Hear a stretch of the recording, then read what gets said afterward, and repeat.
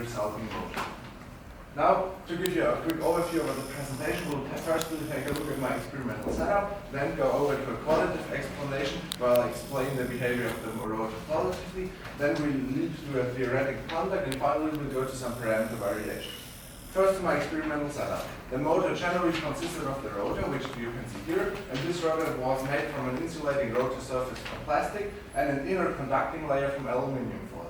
Finally, a notched screw was placed above and below the rotor in order to fix it in the suspension. Now we have the stator electrodes, and those were made from a wooden attachment and a knife blade for the electrode itself. And finally, we had a rubber insulator around the knife blades in order to avoid mutual interferences. Now, those knife blades allowed me to reproducibly vary the distance of the electrodes towards the rotor and also the tilt angle of the electrodes quite precisely. Now, and then we can see a picture of the rotor. Note that the notched screw was placed in between those pinpoints, which guaranteed for very low friction of our setting. Then we had partitioned plates on which the electrode could be placed, and by taking them with 6 annotate slots, we could go for every even spaced number of electrodes. And the electrodes were then connected to a high voltage power supply, which you can see here, and if you take a look at the final motor, we've also placed at the high voltage power supply above it. This allowed us to vary the voltage, and by placing a ref counter and a voltmeter beside the rotor, we could also go for measuring the current and the terminal or the velocity of the rotor. Those were the data evaluation with this computer and was very precise. And this allows us to also make time resolved measurements of the spinning rate. In order to go for a qualitative explanation, we must first clarify whether it's Coulomb forces or electric wind. Where in our experiment, we observed that for electric wind, that when we coated or we wrapped the motor inside of aluminum foil, so there are no charges on the surface, no rotation took place. And this means that electric wind is practically unimportant for the phenomenon. This means the Coulomb forces are the main reason which drives the rotor, and we therefore have to investigate how the charge gets from the electrode to the rotor. This is where coronal discharges take place. Generally, we have positive and negative coronas, where we mainly use positive coronas, but due to influence, we also observe negative ones. Now, when you have a positive electrode, this clearly has an outward acting electric field, which then attracts negative particles. Those have increased energy and might ionize neutral gas atoms, which are located in front of the electrode initially. So you have ionized negative particles, which create some kind of avalanche, and positive particles flying away. This positive charge is positive corona. For negative corona, things are a little bit more complicated, since you need another source of ionization, since the electrons fly away. And therefore you reduce the field or the ionization energy with the electric field, and then you have emission, or you have the photoelectric effect taking place, which eventually ionizes electrons and creates a steady flow of ionization. Those then ionize neutral gas atoms, which fly away, and we have the electrodes flying away from the electrode due to the electric field. So we have a negative effective current. In order to move to the theoretical conduct, we can now here see the differential equation of the rotor's motion, and we will first discuss about the friction torque, and then go for the electric field, and this allows us to determine for the charge distribution on the rotor, and finally we'll calculate from this the electrostatic torque, which makes the rotor rotate. Now, for the frictional torque, we can measure our time resolved decay of the rotor, where this is the velocity and this is the time, and write down the respective differential equation. We now fit in the solution to obtain a value for this coefficient A, and by measuring the moment of inertia right here, with another experiment where we treated our rotor as a physical pendulum, we can have a quite precise prediction for this, as you can see. So we fully quantified the friction decay and now move on to the electric field. In order to do this, we have to make an assumption, and this is that the rotor behaves effectively grounded. So we've manually grounded our rotor by putting cables inside, and we couldn't see any difference to the ungrounded rotor, as you can see right there. And this means that our foil really behaves effectively grounded, and we can therefore go for the electric field. Therefore, we assume that the charge on the electrode behaves as a light charge, which is situated in the charge in the center, and the rotor layer is grounded as previously stated. We can then apply the image charge principle for curved curvatures to obtain an expression for this simplified electric field, and by writing down the total electric field as a superposition of all electric fields around the rotor, we can arrive at the total electric field of the rotor. Now, we also have to know the charge in order to predict this electric field quantitatively, and therefore we just approximate the charge which is needed to obtain a potential difference between the electrode surface and the rotor surface and for the applied voltage. So we have assumed it from our potential difference. This means that we're now able to predict the electric field, and we move on to the charge distribution on the rotor. We therefore assume saturation charge on the rotor, which is valid for large currents, and we clearly observed it. And this means that there is much charge on a given segment of the rotor that it compensates the electric field so that no more charge gets attracted to the rotor. This is then carried out, but we still have this problem of symmetry, and therefore we take a look at the fundamental characteristic of the corona discharge, some kind of characteristic distribution. When you have your electrode right here, it is due to the electric field that there is some kind of critical angle in which charges get sprayed off. And this means that only the intersected part right here is where our saturation charge is located on the rotor, since there aren't any charges going there. Now, we can then write down this saturation charge on the rotor, defined as follows, where it's for one electrode, but we can simply take more electrodes by superposition and adding them together. This means that we have to know this angle beta c quantitatively in order to predict our rotor's motion. And therefore we take a look at our electric field again, where this curvature corresponds to the electrode outside. And we now place in our standard line chart and evaluate the electric field at the curvature right here, which looks like the following. In literature, we find a value of 5 times 10 to the power of 7 volts per meter for the critical field for field ionization to take place. And by now looking at which angle this electric field is reached, we can account for the critical distribution angle. Taking a look at our experiments, we can see that this angle really exists, and by plotting our theory, we have quite some good agreement, and so are able to predict this quantitatively. Now we can take a look at the differential equation. We now know the charge distribution and the electric field. So we can integrate each charged particle on the rotor surface with respect to the electric field right here, and multiply it with n to get the total amount for each electrode, and r to get a torque out of it. We can then write down our differential equation again, and we know all components in this, and can make a full quantified solution without any fit parameter right here. You can see that when this rotor runs a little while, it reaches a terminal velocity, which is simply given like this, where A is the friction, and to minimize the friction, to maximize this terminal velocity is obvious, so we'll know and focus to maximize the electrostatic torque. We therefore take first a look at our current on the rotor. Again, it was measured by this voltmeter, and in our observations we assume that it's proportional to the voltage, since the charges are carried around with the rotor. So to obtain a value for the current, we integrate for the charge distribution over the rotor to obtain the total charge and multiply it with our velocity. And this fits the experiments really well, and this also indicates that our assumption of the quasi-static charge distribution is very well fulfilled. Now we can also go for some experimental configurations of theory where we assume this proportionality, which means that we don't have any mutual interference between the electrons.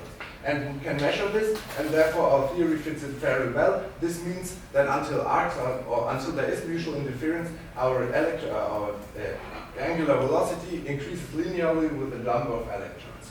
We can also take a look at the applied voltage, which you can see here, and in this short section this increases linear, and we are allowed to vary them. And if you now take a look at the consideration of this critical distribution angle again, we can look when it's zero, so when is the field ionization strong enough to produce this field. And this allows us to go for the interception value voltage right here, but in the task we're forced to go for a fixed input voltage, and therefore we'll go for this regime from 15 to 16 kilovolts.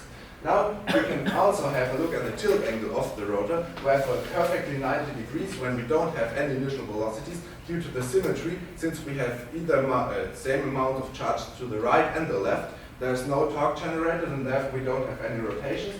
And on the other hand side, when we have a tangential electrode, all the charge is sprayed away over the rotor, so we don't have any charge on the rotor there too. And this means that our theory, by calculating this angle, fits this experiment very well, except for this point. And this is due to static friction, since we don't get our motor initial push. So it means that our electrostatic torque isn't able to compensate for the static friction on the rotor in this point. Now we have a trend for the angle, and it's obvious that in between, due to the estimations or due to the considerations for those ends, there has to be a maximum. And by derivating this curve, we found that this maximum is about 55 degrees, and therefore the optimized tilt angle for our motor setup. Another parameter that could be varied with my experimental setup, and that's also really important, is the distance of the electrodes towards the rotor surface. And therefore, we've conducted the following experiment where one would expect, due to simple electrostatic assumptions, that the electric field of this line charge decays with 1 divided by r, and therefore for a larger distance, we generally get a larger torque generated. Plotting in our full quantitative theory, so not only a fib of 1 by r, we get very good experimental agreement, and this point here again shows us the deviation, since the torque generated by the rotor in this point cannot compensate for the rotor's motion. So to conclude the rotor, to conclude the presentation, we built a motor setup where we found a very good bearing or very good suspension with pinpoints and notches to reduce friction, and also were able to accurately precisely vary the position and angle of electrodes around it. Then we've conducted a theoretical a model where we found that by using this characteristic angle, which can be approximated by very simple considerations when the critical electrical field is reached, we can go for the charge distribution on the rotor, and therefore with this formula describe the charge generated on the rotor. This allows us to predict the time-resolved rotation speed of the rotor really accurately and without any quantitative parameter. And going on with this theory and hand in hand with our experiments, we now optimized our setup, where we found that the relative air humidity has to be minimized, the gap lines have to be minimized, and the moment of inertia has to be minimized, which is quite obvious. Finally, the tilt angle is max at 5 to 5 degrees, and the number of electrodes has generally should be maximized. With this setting, we got a maximum speed at 14 kilowatt of about 5,400 revolutions per minute. Thank you.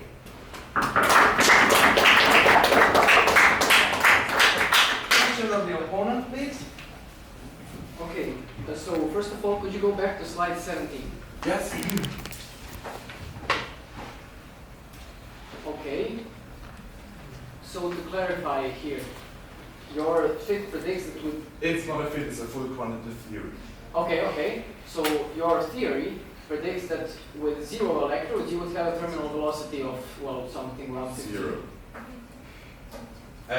Those is 1 if you look at this. This is 0 okay. So, yeah. Thank you. So how do you know, so you said that there is some maximum charge that can be on the surface of the rotor. Yes. How do you know if it is reached in your setup? But you can look at the current, which has been measured, and this current is flowing towards our surface, and this current is clearly large enough to fill up the charge, which can be situated on the rotor due to saturation charge within a hundredth of a second. And this means that we have some kind of quasi-static charge contribution. And by now measuring the current which is flow, we can see that our calculated current fits this, and this means that this assumption is quite valid. So could you go back to slide 14? Yes. So here you are assuming that your electrode has a circular end, right? Yes, I've measured this with a microscope. Okay, and you used for the electrode? Knife blades. Knife, okay. So could you go back to the slide where you talk about the friction? Your theory for the friction. Wait a second, this one? Yes. So what kind of friction do you have here? So it's kind of complicated because you have your pin situated, and when it moves farther, then there are some kind of obstacles in the way. And the faster you move, the more obstacles have to be passed. And this indicates that the friction is proportional to the velocity. Proportional to the velocity. Thank you. Thank you. Lower.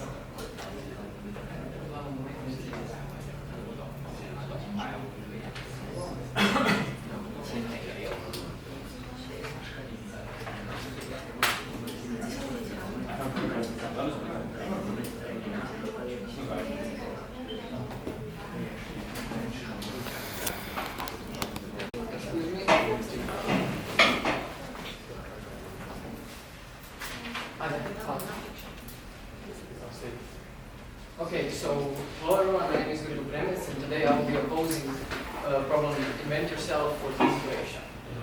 The problem statement says that we should build a simple motor whose propulsion is based on flow and discharge.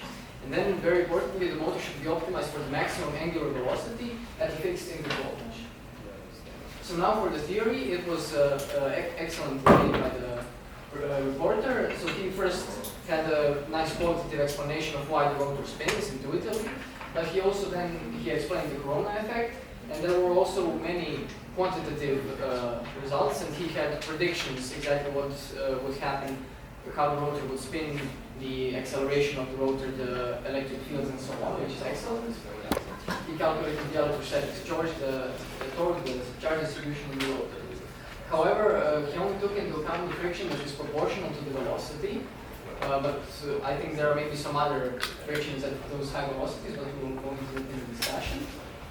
Now, he approximated the electrode end as circular, which I'm not sure since he used a knife as an electrode. And also the humidity was mentioned, but only in the end, and wasn't actually theoretically mentioned in the theoretical part of the presentation. So now for the experiment was done very well. He had precise computer measurements for the velocity, and he also measured the voltage on the motor, it was changeable, measured the current flowing through the motor and the moment of inertia of the rotor very precisely. And I also like the setup with the pinpoint suspension for minimizing the friction very much. And he also tested many parameters such as the electrode tilt angle, distance from the electrodes, and for example, the electrode angle and the distance of the electrodes from the rotor, as well as the number of electrodes. So now for the results and conclusion, his results showed excellent agreement with his theoretical model, which is great, and also they were very nicely graphically represented. The graphs showed error bars, theoretical predictions, and it was very nicely represented. However, he said that he minimized relative humidity, but again, he did not explain in the theory why the relative humidity should be minimized. And with that, I would like to move on to the discussion.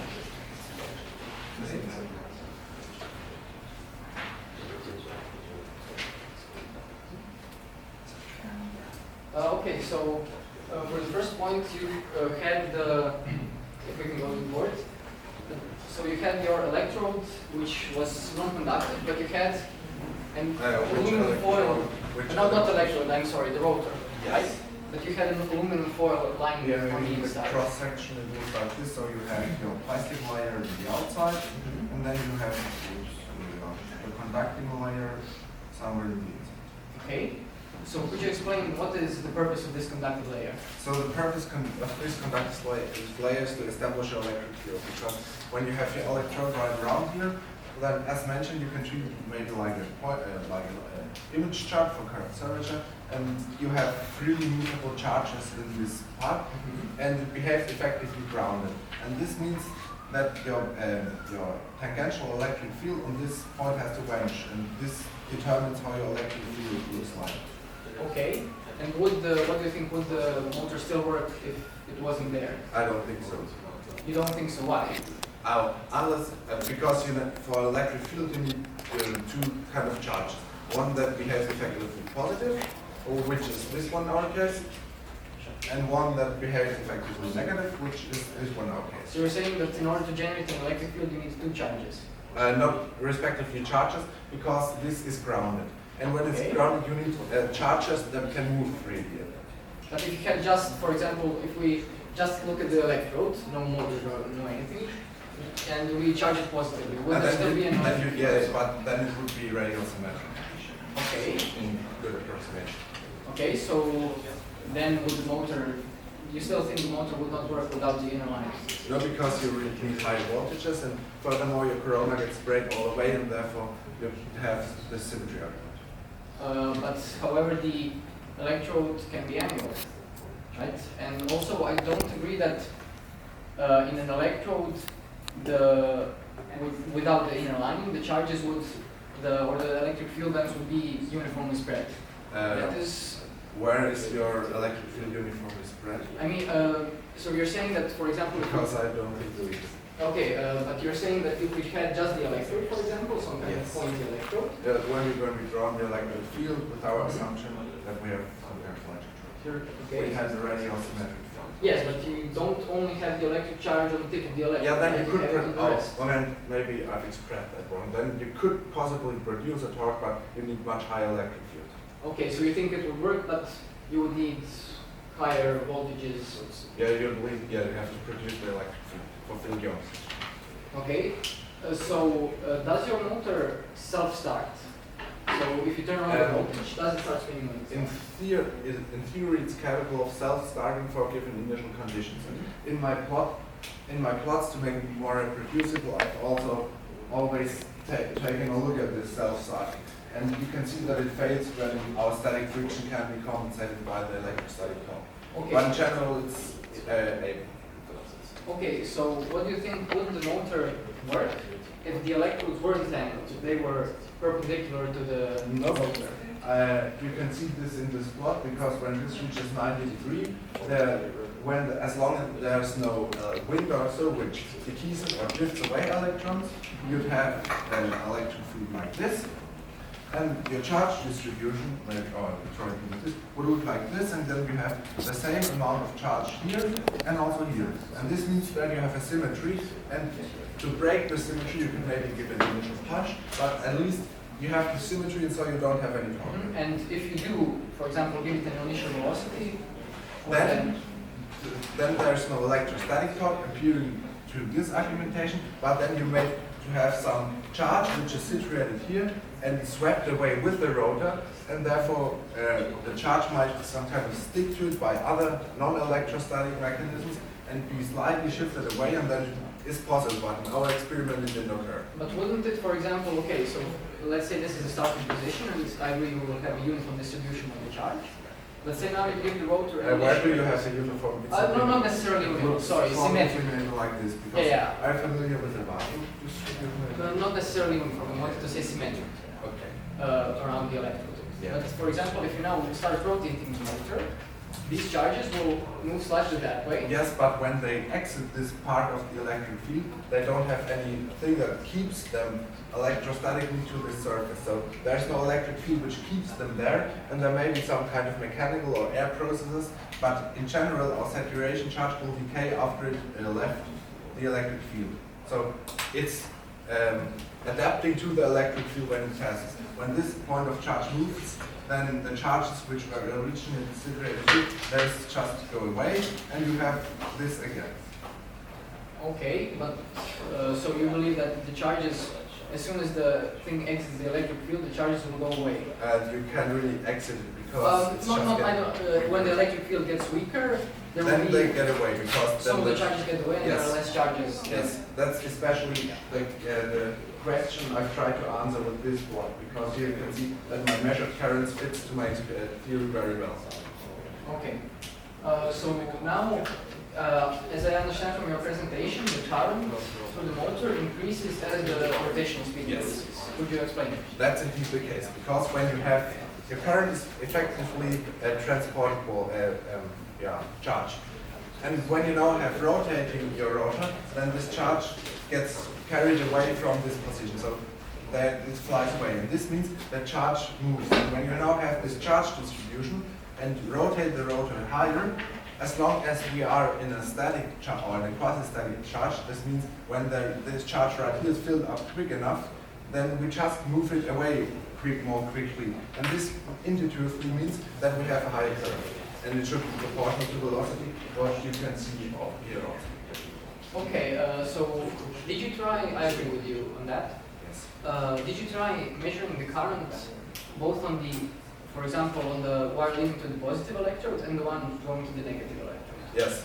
And you mean the effective electrode current which is flowing without any of those? No, I it's mean... It's subtracted from here, so... No, I mean... it's really small. I don't mean that. I mean, if you have the whole motor connected to the circuit, and then you have yes. to the supply, and then you can measure the current going to the positive electrode and the one leaving the negative electrode. Yeah, they are in the same magnitude, so they're just big at so they are the same. They're equal, yes. But if the charge, some of these charges just but on the other hand side, you have the other kind of charges, so they are also flow away because you have plus and you have minus. Okay, but so you are, for example, there is another negative electrode over here. Okay. The distance this what I meant with mutual interference, because the distance from this to this electrode was always about maybe the shortest distance 3 to 4 centimeters, and therefore also here was an insulation was placed, and therefore all this charge just vanished. So you're saying that all of the charge that was placed on the rotor by the positive electrode vanishes before reaching the negative electrode? It gets transported to it, yes. But it gets away to this negative electrode. So, okay, if we have these charges on the rotor, do they leave into the air or into the negative electrode and back? No, into the electrodes. Into the electrodes, okay. So, and you're saying also the current to the positive electrode and from the negative electrode is the same, right? Yeah, within my measurement precision. Okay, so can we then conclude that the charges don't actually go away into the air, they go away once they reach the negative electrode?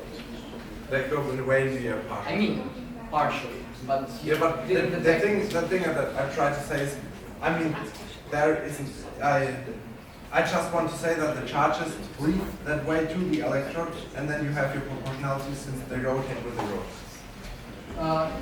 The amount of charge rotates proportional to the velocity of the rotor. Since the faster you rotate with the rotor, the more charge per time is swept away from the field. And they, of course, go. Okay, so these, I agree with you on all of that, but do you think that the charges, so the fraction of charges that go into the air instead of into the negative electrode is significant? No, it's just, maybe I will. It's just a demonstration. Because I've measured actually the currents on both, and there's pretty much none. Okay. So then the charges do not actually go away into the air, they stay. Yeah, it was just for demonstration.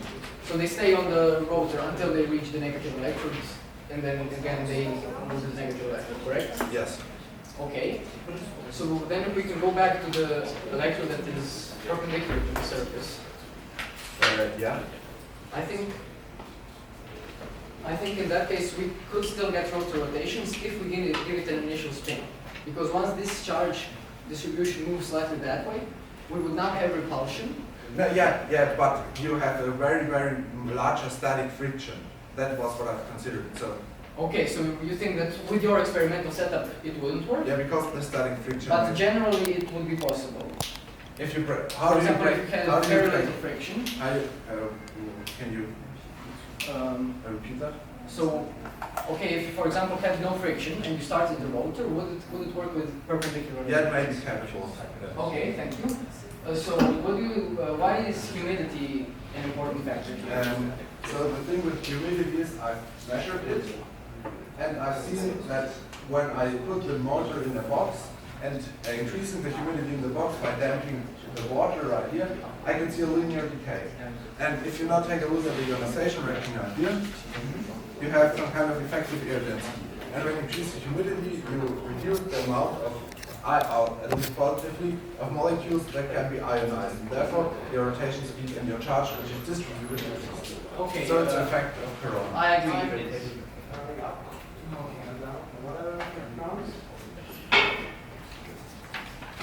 It's basically over, so please sum up the discussion. Okay, so we first discussed we discussed if the motor could work with electrodes that are perpendicular to the surface, and in the end we agreed that it would be possible.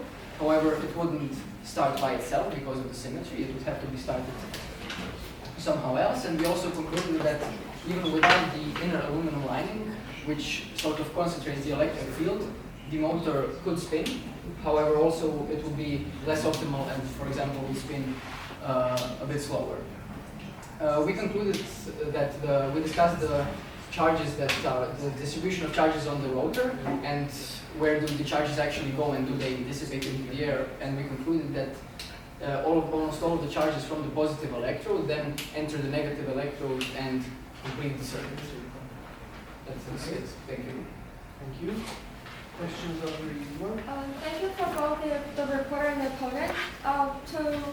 To both of you, do you think it would be better to start the rotor by slightly pushing the rotor if the proportional force is less than the static friction?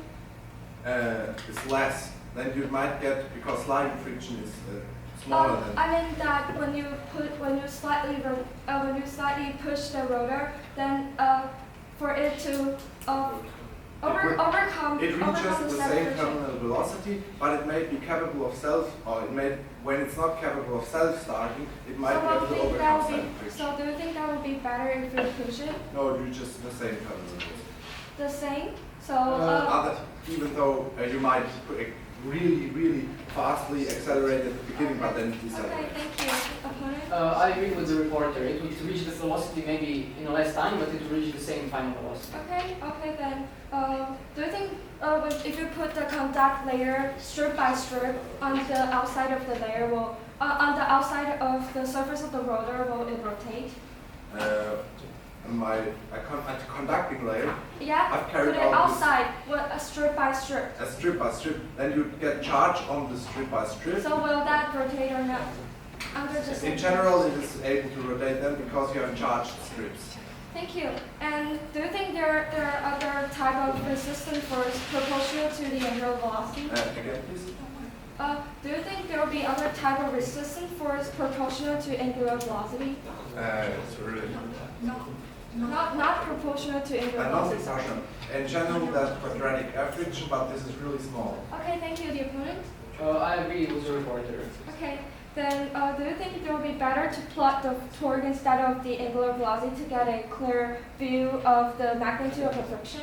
So, plot the torque instead of the angular velocity. Yes. In the task, it was mentioned to go for the angular velocity. Okay. And those are proportional.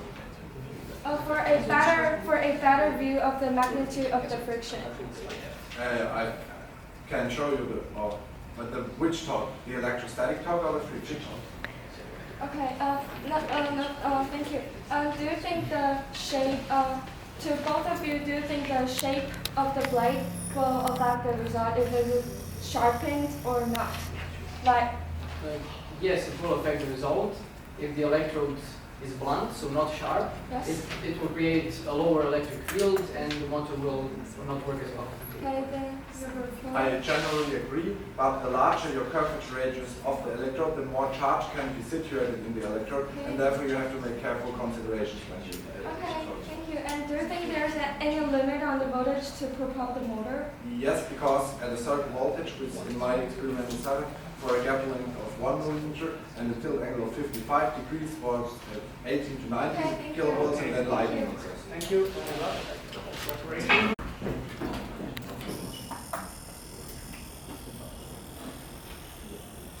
Good afternoon. I'm the reviewer from Team Taiwan, and today I'll be reviewing problem number 1, invert yourself. Here's the problem statement. So main focus of the problem statement will be on how currents are propelled the motor and the investigation and optimization of the parameters. And here's the reporter's performance, which in phenomenal explanation part he gave us a qualitative explanation and the description of the rotor and electrodes, but he didn't clarify source of friction and didn't calculate the electric range the foreign method. And third part, he gave us a detailed theoretical derivation, but when he changed, in the experiment part, he has many parameters tested, and then the experiment quite fits the theory, but a clear explanation on the limit of the electro voltage and the number of electrodes. And conclusion part, he gave us the optimization of the experiment, and he didn't mention the humidity before optimizing. And here's the opponent's transition performance, which the opponent told us about this part, and the process that he pointed out that the report only considered friction proportional to velocity, but he did go down quick analysis of the report, and the process that he didn't provide own opinion and missed point. And he slightly misunderstood the humidity, and he could have used more time to explain discussion part. And the discussion part, they discuss about the starting motion, which is 90 degrees, but I think that again starting creates a symmetry and shift in point charge creating a Coulomb force. Then the friction part, the opponent just asked a question and the reporter would answer the proportion to velocity, but I think that we should determine origin of frictional resistance and might have terms that is not linearly proportional to velocity. And then the interference of two electrodes, the reporter by answering that will affect, but since the electrodes are not that close together, influence is minimal. But I agree with the reporter that will affect, but only when electrodes are close enough. And they also talk about the induced charge caused by electrodes. The opponent said that it will remain, but I think I agree with the reporter about induced charge will remain the same if the same field is in only one experiment. Then here's the point missed during the discussion, which they did not fully discuss the critical condition for corona discharge to happen, which we have to have the corona discharge to happen to propel the motor, which is the promising required. And I think that the plot report instead of angular velocity is more for more intuitive explanation of magnitude of friction is better. And shape of blade, if we sharpen it will be more effective. And limits on voltage, they didn't fully discuss it. It's too big time cost art. And then the limits on number of electrodes, it shouldn't be too many or it won't. Then the other resistance force they didn't fully discuss, and the boundary of the electric field, the charge transmitting rate and efficiency, and the direction of the particle goes, since that is mainly why the direction of the rotor goes, so the direction of the charge particle goes is quite important, and the air of air being ionized to cause the ionized leak. Thank you. This is the end of my presentation.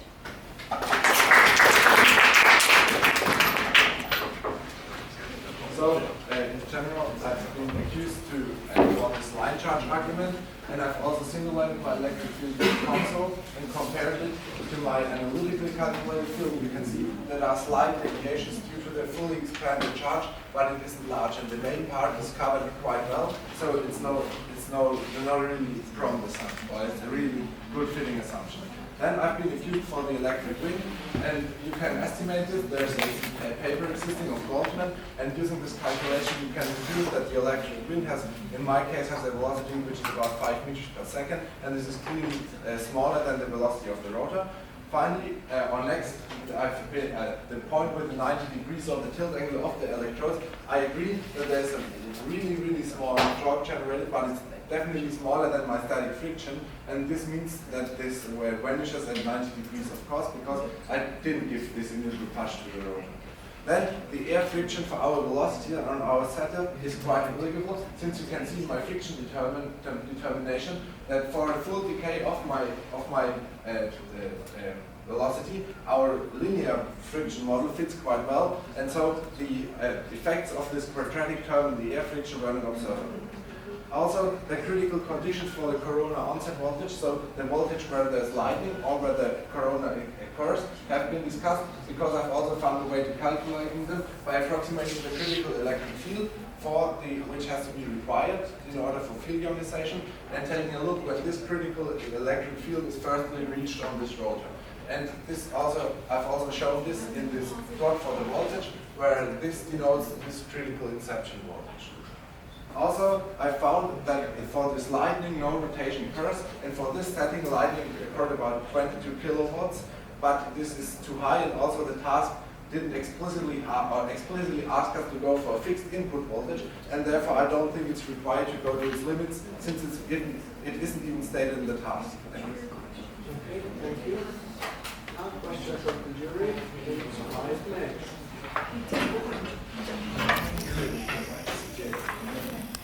Okay, Carlos? To the reporter, you mentioned multiple times that you consider the charge on your rotor to be quasi-static.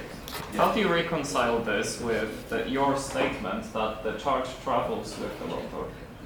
Quasi-static means that you have a short time, and then all the charge adapts to the electric field. And then you go a small time step further, the motor rotates, and then the charge again establishes to the electric field. And when this process is quick enough, then you have this quasi-static charge. So the charge doesn't really change. The charge on the rotor. Okay, thank you. Another question, maybe? I have a brief one for Jocelyn. One of the missed points that you mentioned was about arcing. I was interested in that. Can you tell us more? Can you develop that point? Maybe if we go back to your slide, I'll show you the bit I mean. I think it's your 4th bullet point.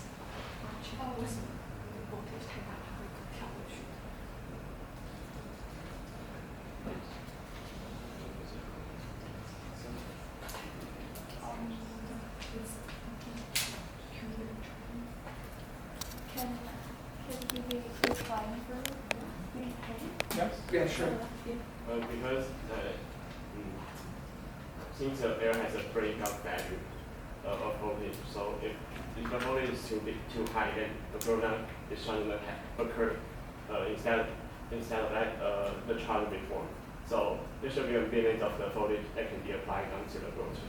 How would that affect if arcing happened, how would that affect the motion of the rotor? No, but because actually what happened here is the Coulomb force, but if we actually form an arc in the system, which actually just form like a circuit, which instead of giving force or the propulsion to the system, we just give a simple circuit which does not provide any other energy to the rotor itself. So which we believe that in some extreme conditions it will affect the performance of the propulsion. Okay, thank you. Bill? I have a more general question for the opponent.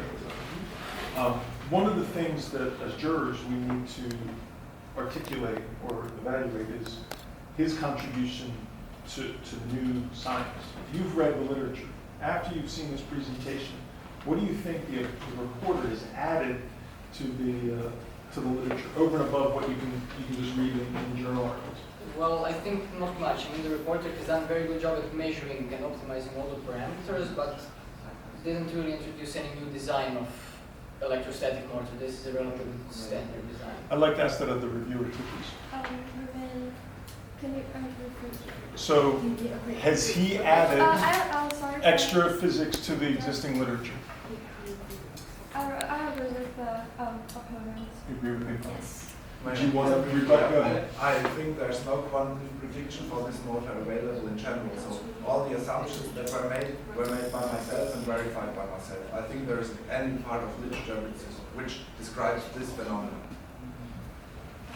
Okay, thank you. Back. That's the proximity between the, that's the distance between the rotor surface and the electrode affect the corona discharge in any way. The corona, yes, because for the corona discharge, you have to establish this critical field, and this also depends on this distance, because you have the grounded rotor layer. Okay, I had a question too. In your main equation, R is for the radius of the rotor. till the... Okay, so that means if your radius in the rotor is bigger, then the torque is going to be... Yeah, but you have the moment of inertia scaling proportional to the square of r. So And moment of inertia is... it's not included because this is just the torque. Okay, then you say that the moment of inertia should be smaller, as small as possible. Yes. So I'm a little bit confused in the optimization with the R. And what happens when the other one equals response to that? And what is with N? If N is, I don't know, like 2 million, what would be the torque and what would Is be the... the question you mean? Yeah. Okay, then you definitely have mutual interference. So this means you have an interference between each electrode, and there's a current between each electrode separately, which isn't the case for this. And then this assumption would break down that we can simply superposition them. But for my case, the distances were large enough, so the So does it mean that there's an optimum number for electrodes? in general, yes. And this, in my experience, was found to be 10. Okay, thank you. Meadows? Oh, time is over for questions. Thank you.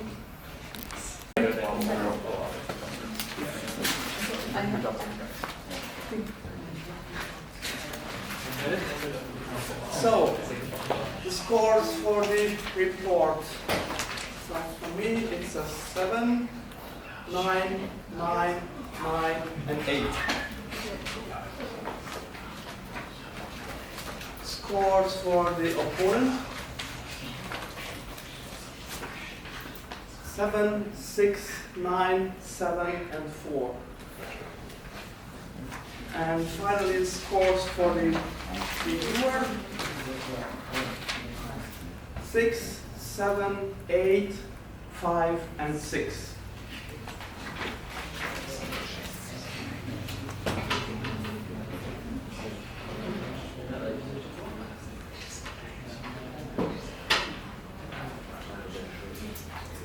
Okay, so explanation for the scores. First for Germany. I said I can start with it, 7. So first of all, with this optimization, I was pretty much not that satisfied because on the other hand, are supposed to rise in some way at the torque, obviously. Then on the other hand, it minimizes. So I was not actually really sure at the end which one is the bigger effect in that case. And in your answer, I couldn't see. So how big should I create my electromotor to get the fastest one? On the other hand, as you said, obviously that model has a strong limitation of the scale because obviously n it seems to be a linear factor, but in the n in the optimization it's not. Obviously, then on the other hand, you were spending a lot of time with this beta, which seems to be a very important part of it. And at the end, I just cannot really see in that equation, even though it's somewhere deep inside. And then obviously, in the very end, I know.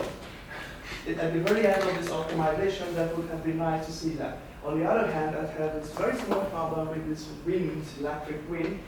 You said it's not efficient, it's not holding anything, and your explanation for that was actually it works, but it's way slower. I was just thinking on a typical Suzuki drive motor, where there is a small electric drive which helps the petrol engine to keep on moving. And I wouldn't say that in that case, obviously, even the power of this electric drive is way smaller than the petrol engine, but it's still a part of the drive of the car. My third criticism would be maybe this friction, which was basically also discussed before. And I was saying this, that the theoretical and the measured value were more or less fitting in a given point, where the diagram was just stopped, and I was not sure if we would keep on checking on further in time, it would be still a quiet quickly. On the other hand, I was impressed about your knowledge, obviously, in the topic, even though I was still partially missing some further relatively important experimental parameters which could have been, but so on, altogether it was a very nice result, obviously, and someone from the nines.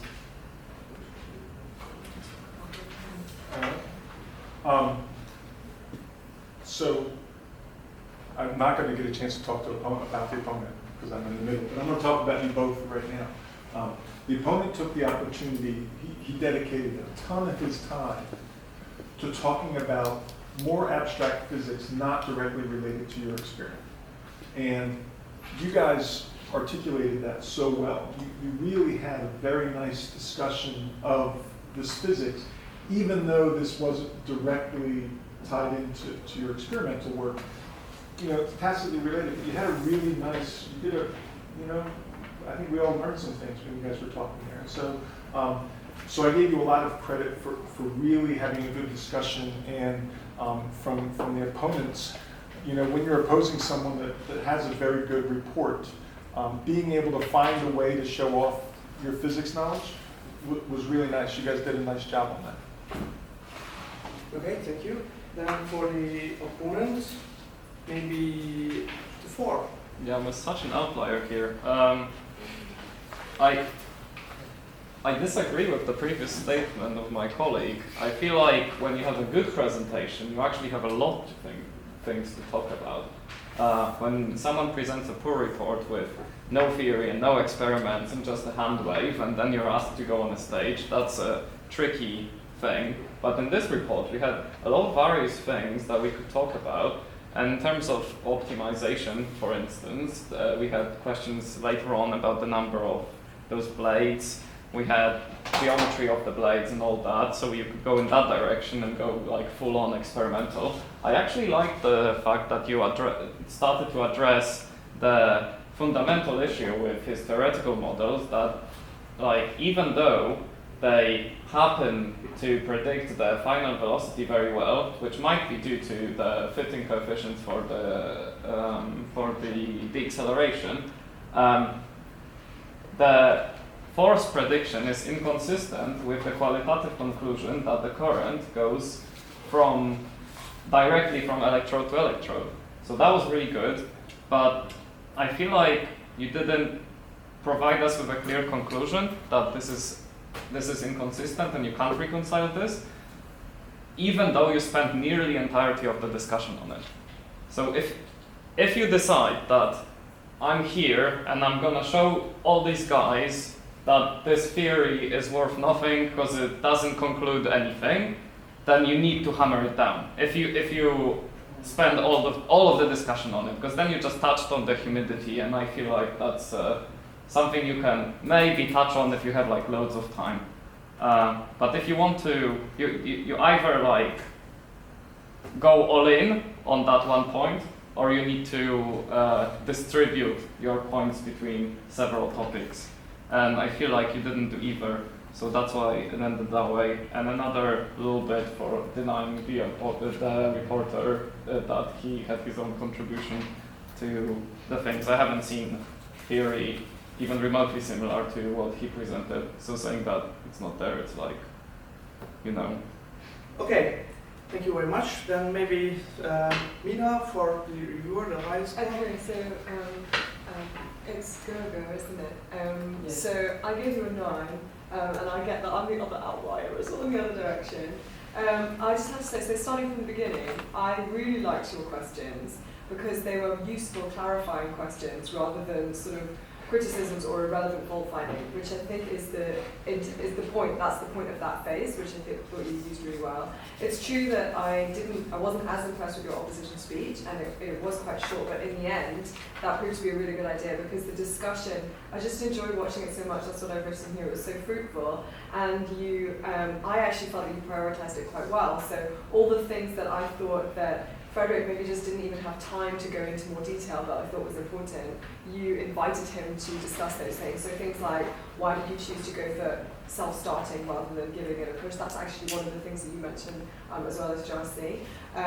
The placement of the foil, I think he explained that. Just so many different things that you brought up. And then finally, Frederick, I thought, actually learned something from you because at first he was saying, oh, okay, the charge actually is no longer there as soon as it started to rotate. But then you actually managed to convince him it remains there until it's taken by the other electrode. It was just so exciting. I felt like actually you were doing it for your benefit rather than for ours. You were just having a really good science discussion. So I just love that. I gave you 4 marks for the discussion. Yeah, well done. Yeah, I'd like to say, go back to the reviewer, but actually the discussion was quite interesting.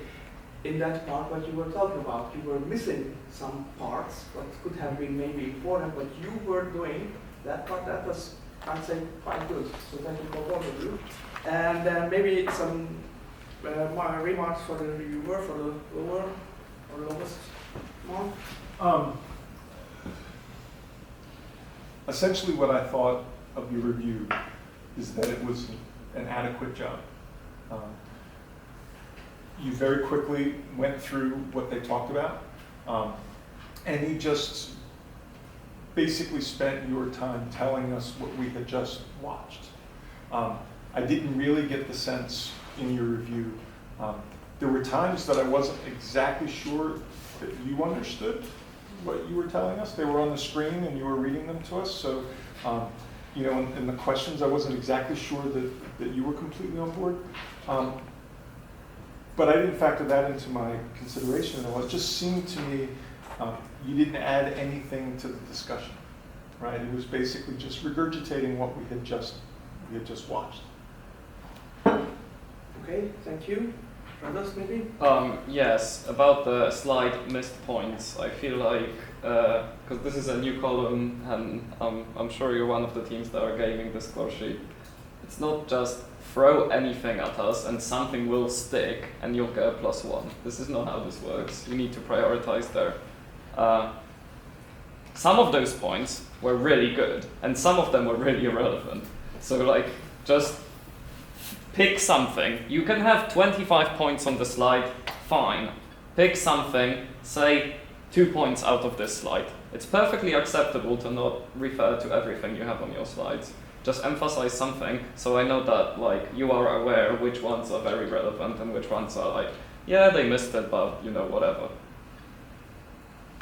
Okay, thank you. Can I say Yes, something sure. about the review? So I was actually trying to see whether I should give you a 6 or 7. In the end, I gave you a 7. I thought there were some good points. I agree with my colleagues. It's not like you should throw out many points. Some good points I thought were the alternative design of the aluminum foil outside. But then if it's just a point of alternative design and doesn't go very deep, then it doesn't convince us that we see that you understood the report, the position, and so on. So if you can go deeper into this, saying how this might affect the calculations, that would tell us, okay, so there is some contribution. The other thing I thought was relevant was you talked about the sharpness of the knife blades, and that probably factors into the calculation as well, because he assumes a point charge or a line charge at an edge. So if you can elaborate slightly, it will bring you over the top to the next level. You didn't, but I gave you a bit of benefit of doubt because it's not easy to put so many things together in a review. Overall, to me, it's quite relevant.